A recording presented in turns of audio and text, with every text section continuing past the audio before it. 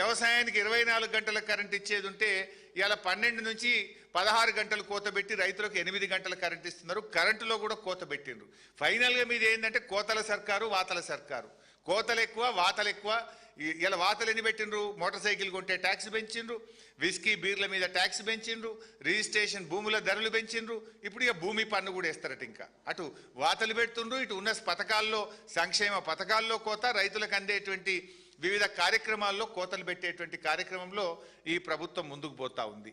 అదేవిధంగా ఇండస్ట్రీస్లో చూస్తే open access కింద మేము ఇండస్ట్రీస్ గ్రీన్ పవర్ తెచ్చుకోవచ్చు అని ఒక గ్రీన్ ఎనర్జీ పాలసీ తెచ్చింది ఈ ప్రభుత్వం. 3000 మెగావాట్లకు పారిశ్రామికవేత్తలు దరఖాస్తులు పెట్టుకున్నారు. ఎందుకు అప్లికేషన్లు క్లియర్ చేస్తలేరు? ఎంత ఒక మెగావాట్కి ఎంత రేటు ఆఫ్ ద రికార్డు, ఎంత కమిషన్ రేట్ ఫిక్స్ చేసిండ్రు? ఆ కమిషన్లు ఇవ్వనందుకే ఆపుతున్నారా? గ్రీన్ ఎనర్జీ పాలసీ తెచ్చి పారిశ్రామికవేత్తలు ఓపెన్ యాక్సెస్కు దరఖాస్తులు పెడితే ఎందుకు ఈ రోజు వరకు ఆ దరఖాస్తులు క్లియర్ చేస్తలేరు? ఆ దరఖాస్తులు క్లియర్ చేయడానికి విధి విధానాలు ఏంటి? ఫస్ట్ కమ్ ఫస్ట్ చేస్తారా? ఏ పాలసీలో చేస్తారు? ఎందుకు చేయడం లేదు? ఒకవేళ ఓపెన్ యాక్సెస్లో ఈ 3000 మెగావాట్ల ఇండస్ట్రీస్కి ఇచ్చుంటే ఇలా లోడ్ తగ్గుతుండే కదా. వాళ్ళు బయటకు వెళ్ళి తెచ్చుకుంటే, గ్రీన్ ఎనర్జీ తెచ్చుకుంటే, వాళ్ళ సొంత ఎనర్జీ తెచ్చుకుంటే ఇవాళ ఈ రాష్ట్రం మీద భారం తగ్గుతుండే కదా. 1 సంవత్సరం నుంచి అప్లికేషన్లు పెండింగ్లో పెట్టి కమిషన్ల కోసం కక్కుర్తుబడి ఇవాళ గ్రీన్ ఎనర్జీ పాలసీని ఆపినరు. ఓపెన్ యాక్సెస్ పాలసీ కింద పారిశ్రామికవేత్తలకు కూడా ఇవ్వకుండా ఆపుకొని పెట్టుకున్నారు. ఇవాళ ఫైనల్గా మా డిమాండ్ ఒకటే, థర్మల్ విద్యుత్తును పూర్తి స్థాయిలో ఉత్పత్తి చేయండి. నాణ్యమైన బొగ్గు సరఫరాను సింగరేణి నుంచి యుద్ధ ప్రాతిపదికన థర్మల్ ప్లాంట్లకు చేయండి.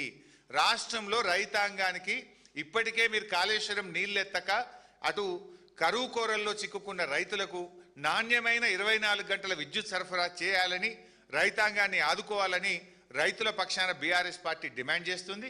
కరెంటు సరఫరాలో ప్రభుత్వం వెంటనే చర్యలు తీసుకోకపోతే రైతుల పక్షాన బీఆర్ఎస్ పార్టీ పెద్ద ఎత్తున పోరాటానికి శ్రీకారం చుడుతుందని ఈ ప్రభుత్వాన్ని హెచ్చరిస్తున్నాం. Thank you.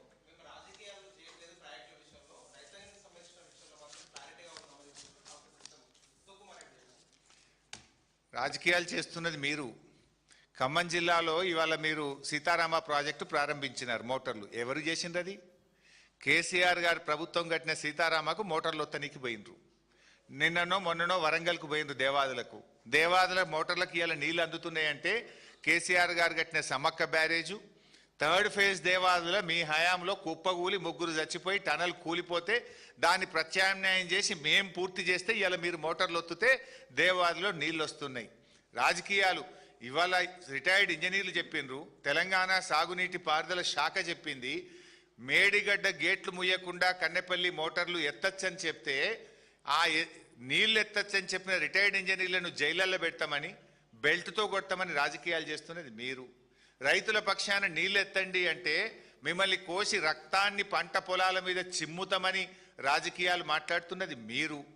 మేము రైతులకు నీళ్ళు అందించండి, రైతులకు కరెంట్ ఇవ్వండి, ఇవాళ విద్యుత్ సామర్థ్యం ఉన్నది, కావలసిన ప్లాంట్లు ఉన్నాయి, బొగ్గు లేక విద్యుత్ ఉత్పత్తి ఆగింది, దృష్టి పెట్టండి అని ప్రభుత్వాన్ని ముళ్ళుగట్టబెట్టి నిద్ర లేపుతున్నాం.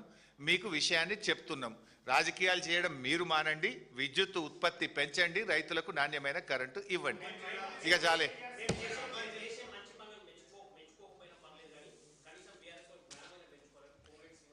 చేసిన మంచి పనులు ఏందండి?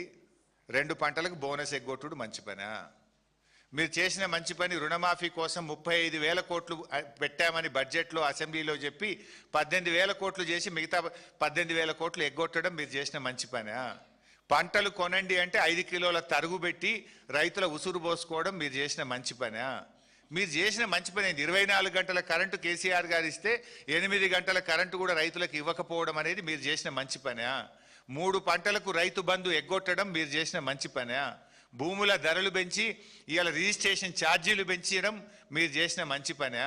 మద్యం మీద ఆర్టీఏ ట్యాక్సులు పెంచి ప్రజల మీద భారం వేయడం మీరు చేసిన మంచి